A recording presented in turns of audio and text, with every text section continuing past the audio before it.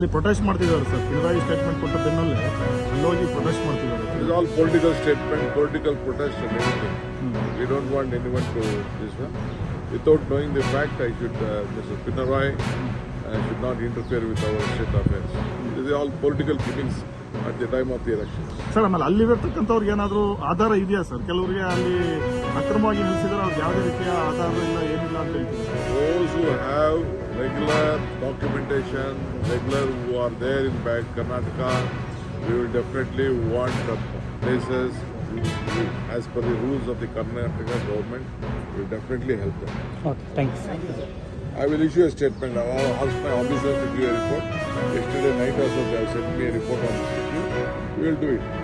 ನಾನು ಇವತ್ತು ಬೆಂಗಳೂರು ನಗರದಲ್ಲಿ ಕೃಷ್ಣಾಪುರ ಕ್ಷೇತ್ರದಲ್ಲಿ ಅದು ಕ್ವಾರಿ ತುಕ್ಕದು ಸಾಲಿಡ್ ವೇಸ್ಟ್ ಕಸ ಹಾಕೋಕ್ಕೆ ಸೀಮಿತವಾಗಿ ಇಟ್ಟಂಥ ಜಾಗ ಹಿಂದೆನೇ 10 ವರ್ಷದಿಂದನೇ 9 ವರ್ಷದಿಂದನೇ ಅದನ್ನು ನೋಟಿಫೈ ಆಗಿತ್ತು.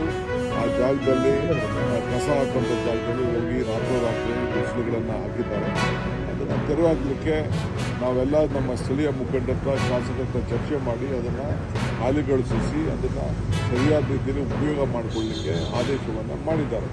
ಆ ಕೆಲಸವನ್ನು ನಾವು ಮಾಡ್ತಾ ಇದ್ದೇವೆ. ಯಾರಿಗೂ ಕೂಡ ತೊಂದರೆ ಕೊಡಬೇಕು ಅನ್ನೋದಕ್ಕಿಲ್ಲ.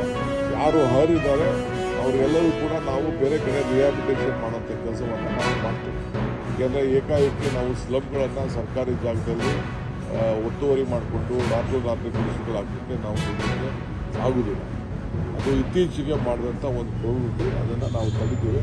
ಬೆಂಗಳೂರನ್ನ ಆದಷ್ಟು ಸ್ವಚ್ಛತೆಯನ್ನು ನಾವು ಕಾಪಾಡಬೇಕು.